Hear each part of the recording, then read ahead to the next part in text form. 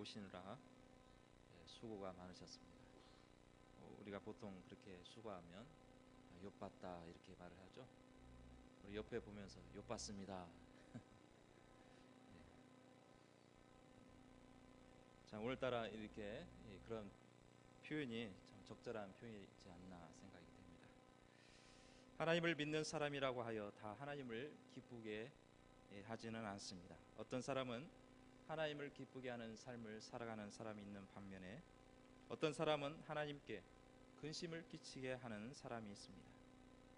여러분은 하나님께 어떻게 해드리기를 원하십니까? 저와 여러분은 모두가 하나님을 기쁘게 해드리는 사람들이 되시기를 축복합니다.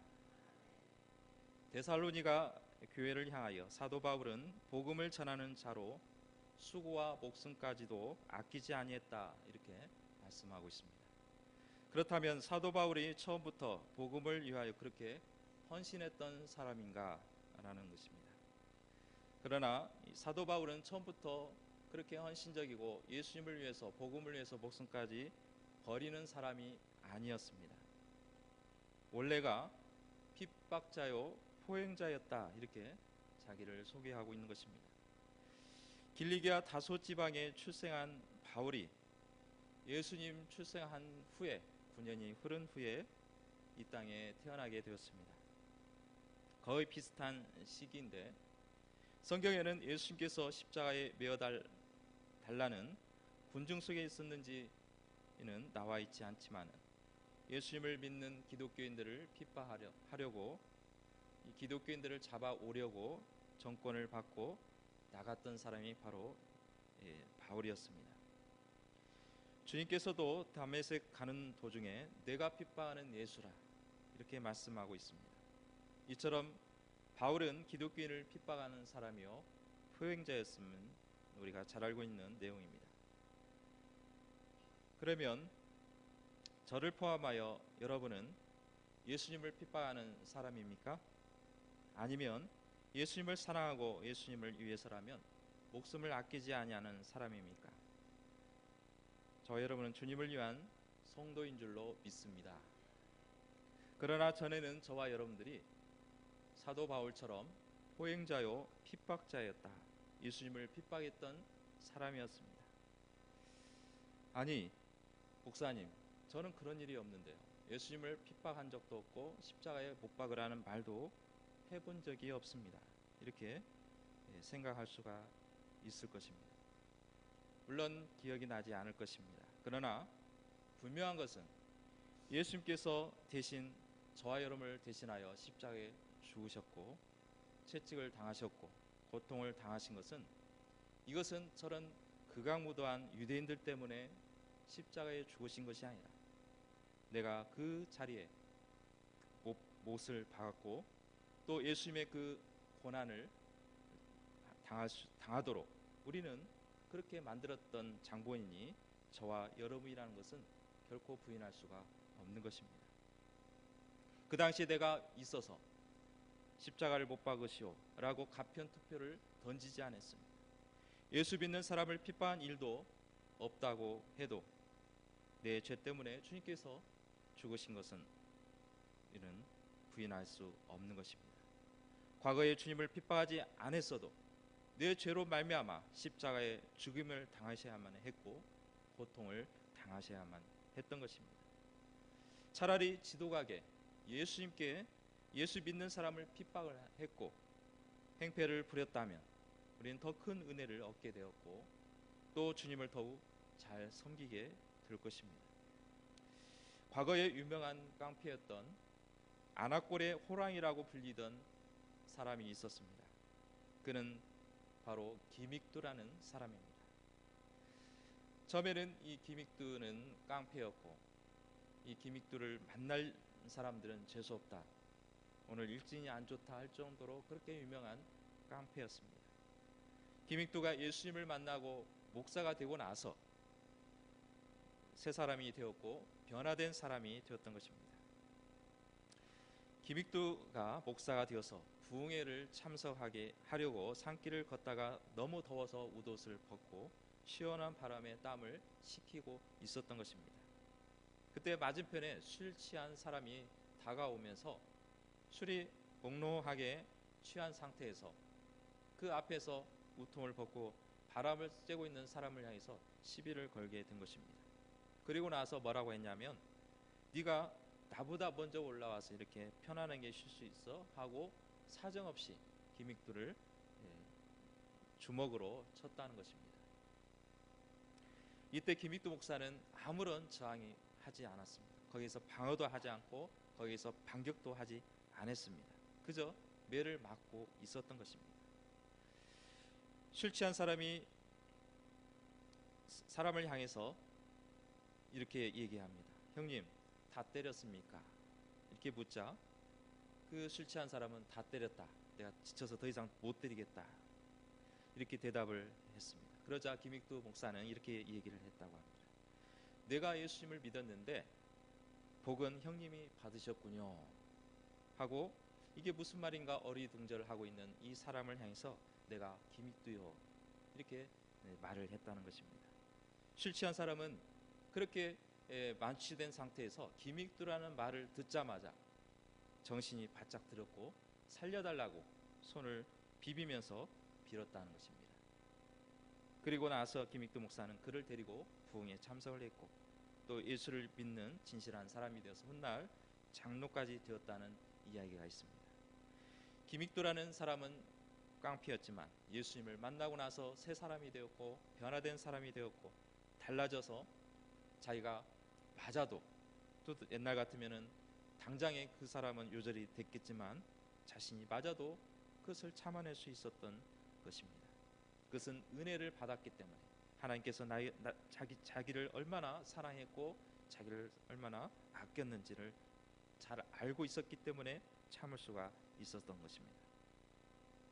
의롭게 사는 사람보다 세리와 같은 사람, 죄인들과 같은 사람은 더욱 주님을 은혜를 기억하고 겸손한 마음으로 살아가고 가게 되는 것입니다. 우리 모두가 이런 마음을 가져야 합니다.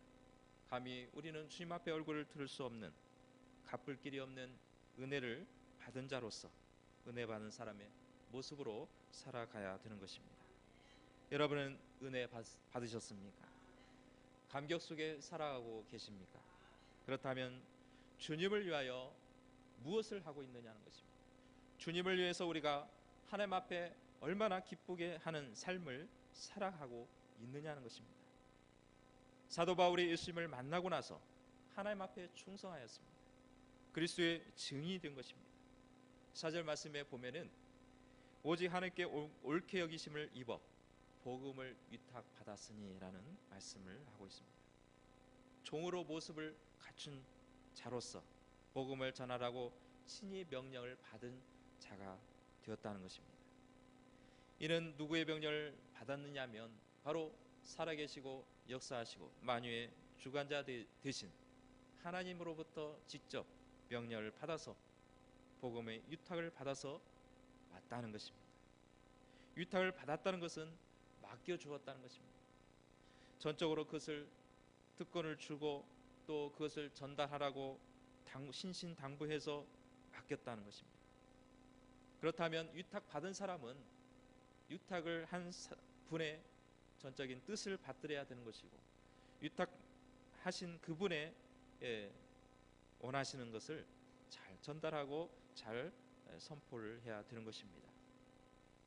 그런데 사람의 말을 듣다 보면 어느새 그 사람의 말에 휩쓸릴 수 있게 되고 내가 언제 그 유탁을 받았느냐, 언제 내가 그것을 그 명령을 받았느냐 하고 까맣게 잊어버리는, 오히려 다른 사람의 말을 듣고 동조해 버리는 그런 모습이 아닌가 다시 한번 우리는 생각해 봐야 되는 것입니다. 지금 사도 바울이 데살로니가 교회를 향해서 말씀하고 있습니다. 우리가 이와 같이 말함은 사람을 기쁘게 하려 아니요 오직 우리 마음을 감찰하시는 하나님을 기쁘시게 할 것임이라 라고 말씀하고 있습니다. 사람을 기쁘게 하는 것은 복음이 아니라는 것입니다.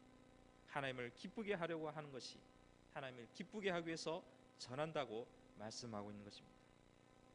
갈라디아서 1장 10절의 말씀에 보면 사람을 기쁘게 하랴 하나님께 좋게 하랴 사람들에게 기쁨을 구하였으면 내가 그리스도의 종이 아니니라라고 말씀하고 있습니다. 그리스도의 종이라는 것은 사람을 기쁘게 하기 위함이 아니고 하나님을 기쁘게 하고 하나님을 좋게 하기 위해서 종으로 부름을 받았다라고 표현을 하고 있는 것입니다.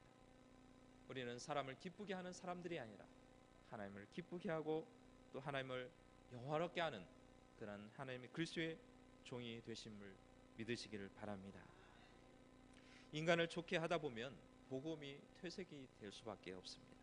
점점 진리가 왜곡될 수밖에 없고 훼손되고 마는 것입니다. 예를 들면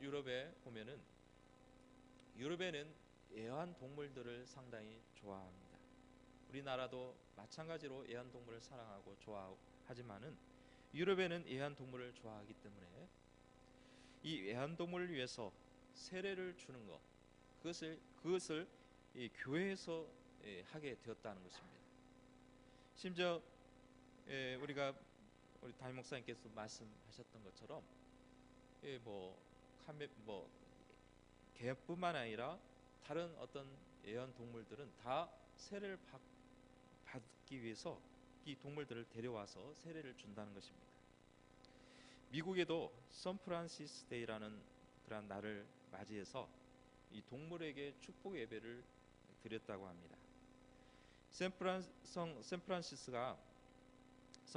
프란시스가 생전에 동물들과 대화를 나눌 정도로 그렇게 친숙한 관계를 맺었던 성자로 유명하기 때문에 거기서 유래되어서 성 프란시스 데이라는 그러한 날에 동물들을 데려와서 축복 예배를 했다는 것입니다. 동물뿐만 아니라 우리는 또 성소수자, 동성애 연애자라든가 이런 자들을 인정하고 받아들인다면 이것은 하나님을 기쁘게 하는 것이 아니라 오히려 사람을 기쁘게 하고 사람을 좋게 하기 위해서 근본적인 진리를 훼손하고 마는 것입니다. 복음을 전하기 위해서는 때로는 문화라는 옷이 있습니다. 그래서 2000년 전이나 지금이나 똑같이 복음을 할 수는 없겠지만 그 복음을 전하기 위해서는 이 문화라는 옷을 입혀서 이 복음을 전하는 것입니다. 예를 들면 아이들에게 너 예수 믿어라고 너 교회 가자 그렇게 하면은 아이들은 거부감이 있지만 아이에게 사탕을 주겠다. 너 교회 오면은 뭘 주겠다. 그러면 이 아이는 그것을 통해서 계기로 교회를 나오게 되고 또 점점점 말씀을 듣다 보면 변화가 될 것이고 그 다음에 예수 믿는 사람으로 달라지게 되는 것입니다. 이것은 문화라는 옷을 입히게 되는 것입니다. 그래서 아이들에게 달콤한 사탕을 주면서 전도하는 것은 얼마든지 가능한 일입니다. 그러나 지켜야 할 선을 넘는 일은 사람을 기쁘게 하는 것이고 하나님의 거룩성을 훼손하는 일이기 때문에 우리는 그 선을 넘어서는 안 되는 것입니다. 오늘은 어떻게 하면 하나님을 기쁘게 해드릴까? 어떻게 하면 하나님을 즐겁게 할까라는 말씀을 생각하고 삶의 현장에서 이어지기를 위하여 말씀을 드리고자 합니다. 우리 하나님을 믿는 사람들의 최고 목표는 주님을 기쁘게 하는 것입니다. 주님을 기쁘게 해드린 것은 어렵다고 생각할 수 있지만 결코 어렵지 않다는 것입니다. 너무나 간단한 것입니다. 그런데 우리 안에는 하나님을 기쁘게 하려면은 특별한 일을 해야 되고 어떤 하나님 앞에 엄청난 것을 바쳐야 되고 라는 생각을 먼저 가지게 됩니다. 그러나 우리는 하나님 앞에 너무나 단순하게 하나님을 아버지라 부르고 하나님을 주라 부를 때 우리는 하나님을 기쁘게 하고 하나님을 즐겁게 하는 줄로 믿습니다. 오늘 말씀에도 들으셨지만은 로마서 10장 13절 말씀 누구든지 주의 이름을 부르는 자는 구원을 얻으리라. 하나님을 아버지라 부르면 하나님을 부른다면 주님을 부른다면 그것은 하나님을 기쁘게 드린다는 것입니다. 그래서 예수님 찬양이라는 복음성가가 있지 않습니까? 주의 이름을 부르는 자는 구원을 얻으리라. 할렐루야 할렐루야. 예수님 찬양합시다. 구원받기란 너무나 쉽습니다. 주의 이름을 부르기만 한다면 주님을 부른다면 그 사람은 영원한 생명이 보장된 되는 것이고 또 그로 말미암아 기쁨의 삶을 누릴 수가 있다는 것입니다. 영어에 보면은 보통 이런 말을 쓰는 경우가 있습니다. 오 마이 갓. 이게 무슨 뜻입니까? 오 마이 갓. 맙소사. 우리나라 표현을 한다면 이런 큰일 났네. 보통 어떤 황당한 일을 벌인다거나 어떤 잘못된 일이 되면 오 마이 갓. 이렇게 외국 사람들이 보통 이런 말을 쓴다는 겁니다. 이것은 그리스도인뿐만 아니라 믿지 않는 불신자들도 이런 말을 쓴다. 하나님을 찾는다는 것입니다. 미국 사람들은 청교들로 인해서 세운 나라가 바로 미국이라는 나라입니다. 그래서 기독교가 발달되어 있습니다. 그래서 예상치 못한 일이 당하거나 갑작스러운 일이 당하게 되면 그에 대한 놀람으로 오 마이 갓이라는 그러한 표현을 하게 되는 것입니다. 그러나 로마서에 나온 이 말씀은 불신자들이 말하는 감탄사에 의미 없이 부르는 것이 아니라 정말로 하나님을 만나고자 하는 마음으로 하나님을 찾는다면, 하나님을 부른다면 그는 구원의 백성이 되는 것이고 하나님의 나라의 백성이 되는 것입니다.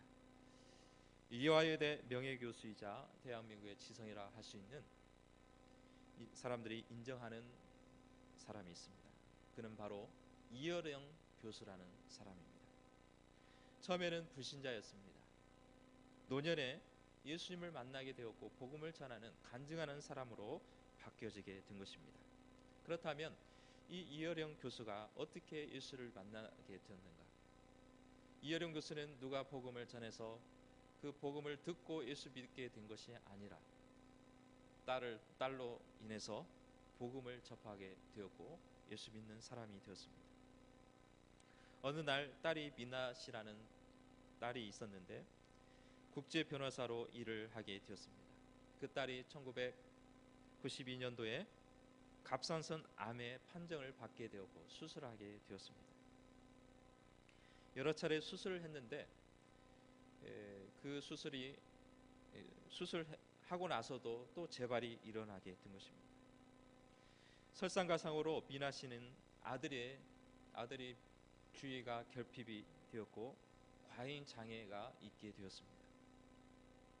이 손자마저 유치원에 적응을 하지 못하고 또 이 아이로 인해서 이 미나 씨가 더 힘들어하고 더 괴로워했던 것입니다. 그래가지고 결국에는 이 시력까지 점점점 상실하게 되고 거의 앞을 보지 못하는 상황까지 가게 되었다는 것입니다. 그 아버지인 이어령 씨는 이 딸만 생각하면 너무나 마음이 아팠고 또 이 딸을 어떻게 하면 고칠 수 있을까? 이 딸만큼은 눈을 시력을 잃지 않았으면 하는 그런 간절한 그런 마음이 있었던 것입니다. 그래서 이여령 씨는 교회를 가지 않았는데 하와이에 있을 때에 작은 교회를 찾아가게 되었고 또 그 교회에 가서 하나님 앞에 이렇게 기도를 했다는 것입니다. 하나님, 나의 사랑하는 딸 미나에게 빛을 걷어가지 마소서. 만약에 내 딸의 그 시력을 잃지 않고 보존을 해 주신다면 나는 남은 삶을 통해서 주의 종으로 살겠습니다. 하나님은 이여령 씨의 그 기도를 들어주시게 되었고 딸이 기적적으로 일어나게 되고 시력이 회복되었다는 것입니다. 그래서 이 딸에게 이렇게 얘기를 했다는 것입니다. 나의 지식도 나의 노력도 너를 구할 수 없었으나 하나님께서 내게 빛을 주셨구나. 내가 시력을 잃었을 때에 본 빛을 나도 볼 수 있도록 도와주렴. 아직까지는 예수님이 누군지 또 교회가 무엇인지 제대로 알지 못하지만 분명한 것은 살아계시고 역사하신 하나님을 만났다는 것입니다. 변화되었다는 것입니다. 이런 고백을 한 후로 기독교인이 되었고 신앙을 간증하는 간증자가 되었습니다. 이처럼 우리는 하나님을 부르는 것, 불신자이라 할지라도 하나님을 인격적으로 만나려고 하고 간절한 소원을 가지고 주님을 부르짖을 때 하나님은 그를 만나고 또한 그 사람을 만나서 하나님의 자녀로 삼아 주신 줄로 믿습니다. 여러분들 옆에 남의 자식이 나를 불렀습니다. 그러면은 그 남의 자식이 나를 향해서 아버지라 부르겠습니까? 아저씨라고 부르겠죠. 그러면 아저씨라고 부르면은 제가 뭐라고 하겠습니까? 왜 그러니 하고 관심이 없습니다. 그런데 만약에 내 아들이, 내 딸이 나를 향해서 아버지라 부른다면, 그러면은 어떤 반응을 보이겠습니까? 물론 평상시에야 뭐 그렇게 반가이 대답을 하고 반가이 응답을 하지는 않겠지만, 멀리서 내 자녀가 부릅니다. 아버지라고 부릅니다. 멀리서 아버지라고 외칩니다. 그러면 오냐 하고 뒤를 볼 것이고, 무슨 일이냐고 그 아이를 바라보면서 다가가게 되어 있습니다. 하나님도 마찬가지입니다.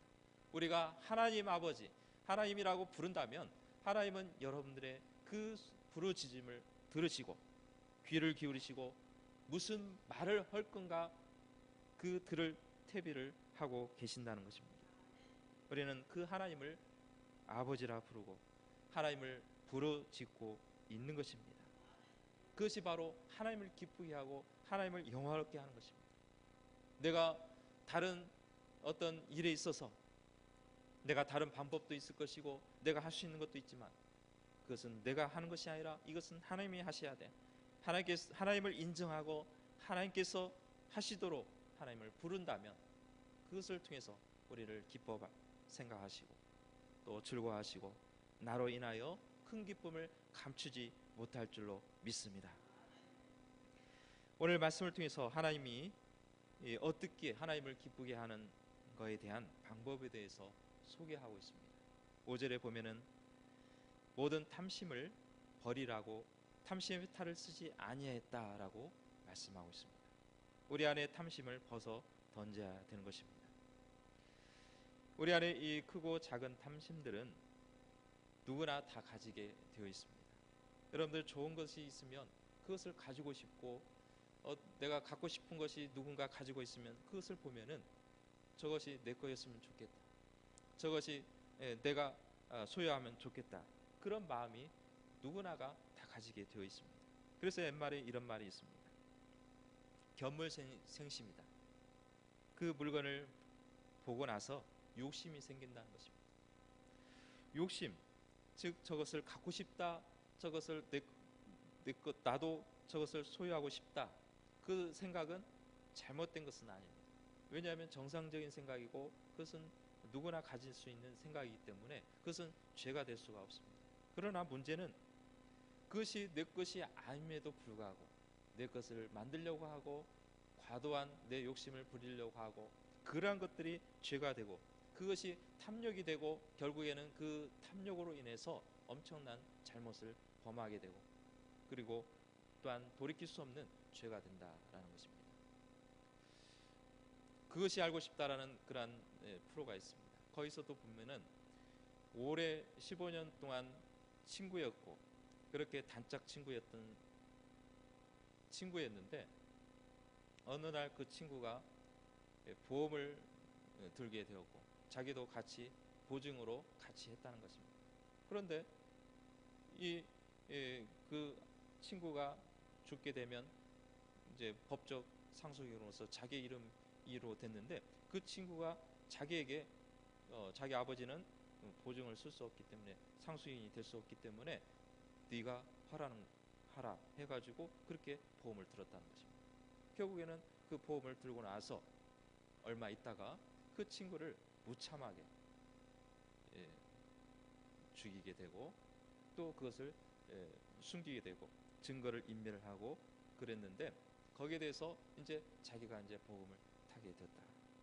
자, 세상이 이렇습니다. 그렇게 친한 사람, 그렇게 가까이 있는 사람에도 불구하고 자기의 탐심이 또 탐욕이 그것을 이기지 못해서 결국은 그 친구를 사망케 하는 그런 아주 잘못된 돌이킬 수 없는 죄악을 범하게 된 것입니다. 우리는 우리 안에 잘못된 탐욕을 버려야 될 것입니다. 우리는 그것을 물리칠 수 있는 방법을 하나님 앞에 구한다면 우리는 그 탐욕을 벗어나게 될 것이고 또한 그것을 하나님께서 또 다른 것을 하나님께서 더 좋은 것을 우리에게 허락해 주시고 더 좋은 것을 채워 주실 줄로 믿습니다. 사도 바울이 데살로니 교회를 향해서 접근한 것이 돈을 위해서 접근했습니다. 돈을 벌기 위해서, 돈을 많이 얻기 위해서 데살로니 교회에서 헌신을 했습니다. 결코 그렇지 않습니다. 그들은 인기를 위해서 복음을 전한 것도 결코 아닙니다. 그저 데살로니가 교회에 가서 성도들에게 복음을 전하고 예수 믿게 하고 예수 말씀으로 잘 성장하고 진리를 가르치기 위해서 왔다는 것입니다. 하나님을 기쁘게 하는 사람은 남에게서 빼앗기 위해서 다가가는 것이 아니라 어렵고 힘들어하는 사람을, 도움을 필요로 하는 사람에게 다가가서 도와주는 사람이 바로 하나님을 기쁘게 하는 줄로 믿습니다. 8절에 보면은 또한 사도 바울은 데살로니가 교인을 향해서 사랑하는 자가 되기를 간절히 바랬다라고 말씀하고 있습니다. 데살로니가 전서를 기록한 사도 바울은 비록 몸은 멀리 떨어져 있었습니다. 그러나 마음만큼은 데살로니가 교인들을 가까이서 늘 보고 있었고, 또한 밤이나 낮이나 데살로니 교인을 향해서 기도하고 또한 사모했다, 그렇게 말씀하고 있는 것입니다. 8절에 사모하여 목숨까지도 주는 것을 기뻐했다라고 표현을 하고 있습니다. 그렇다면 이 사모하다라는 표현이 얼만큼의 모습인지 그 원어를 보면은 이렇습니다. 그 당시에 그 말은 주로 어린아이가 세상을 떠났을 때 자식을 그리워하는, 무덤에서 자식을 그리워하는 그런 마음으로 표현한 것이 바로 이 사모라는 단어를 썼다는 것입니다. 한번 생각해 보겠습니다. 어린 나이에 자기 자녀를 하늘나라에 보냈다고 생각한다면 이런 자식을 향해서 얼마나 보고 싶어 하고 얼마나 그 아이를 몸속에 품으려고 그리워하겠습니까? 사도 바울이 데살로니가 교회를 향해서, 이 교인들을 향해서 그런 마음을 품었다는 것입니다. 비록 몸은 멀리 떨어져 있지만 이 데살로니가 교회에 당장이라도 찾아가고 싶어, 당장이라도 그 교인들을 만나고 싶고, 당장이라도 그 교인들을 사랑하고 또한 그 애정을 퍼붓고 싶은 그러한 열정이 지금도 넘치고 있다는 것입니다. 사랑에는 수준이 있습니다. 적당히 사랑하는 사람도 있지만 높은 사랑, 또한 아비가 자녀를 사랑하는 것처럼, 또한 우리 혈육간에 사랑하고 남녀간에 사랑하는 그러한 특별한 사랑을 하는 것처럼 우리는 높은 사랑을 사랑하는, 베푸는 사랑을 해야 되는 것입니다. 예수님께서는 이 세상을 사랑하시기 위해서 우리 한 사람 한 사람에게 생명을 주시기 위해 오셨다라고 말씀하고 있습니다. 그러한 예수님의 사랑을 깊이 알았기에 사도 바울이 주님의 그 사랑을 알았기에 데살로니가 교회 교인들을 향해서 그런 표현을 하고 있는 것입니다. 예수님의 사랑에 미쳐 있기 때문에, 예수님의 사랑에 취한 사람이었기에 형제의 사랑으로 나타내 주고 있는 것입니다. 만약에 형제가 지옥의 불로 가고 있다, 가까이 있는 사람들이, 친근한 사람이 지금 죽음의 길로 가고 있다 라고 본다면 우리는 그저 바라만 보고 있지 않는다는 것입니다. 다급하게 그 사람을 붙들 것이고, 다급하게 그 사람을 향해서 거기는 죽음의 길이요, 거기는 멸망의 길이요, 거기는 절대로 가지 마라 라고 붙잡고 놓지 않을 것입니다. 나와 상관없는 사람이야, 물론 거기 가야 건들지도 않을 것이고 그 사람에 부르지도 않았겠지만, 사랑하는 사람, 사랑하는 형제, 사랑하는 그러한 사람이 죽음의 길로 간다면 우리는 그 사람을 붙들 것이고 그 사람을 또한 옳은 길로 인도할 줄로 믿습니다. 우리 모두가 이웃을 사랑하는 사람이 되어야 합니다. 주위에 있는 사람을 사랑합시다. 주님의 이름으로 형제를 사랑합시다. 그것도 애절한 마음으로, 그저 사랑합니다 입으로 하는 것이 아니라 애절한 마음 속에서 나오는 그러한 애절한 마음을 가지고 사랑하시기를 주님의 이름으로 축복합니다. 어느 목회 철학이 이런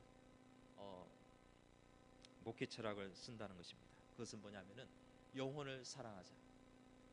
교회 교인들이 처음에는 자기에 맡겨진 양들이 적었다는 것입니다. 불과 몇십 명밖에 안 되는 그러한 교인들이었지만 일생을 그 목회의 영혼을 사랑했더니 하나님께서는 지금 100배의 성도를 보내주셨다는 것입니다.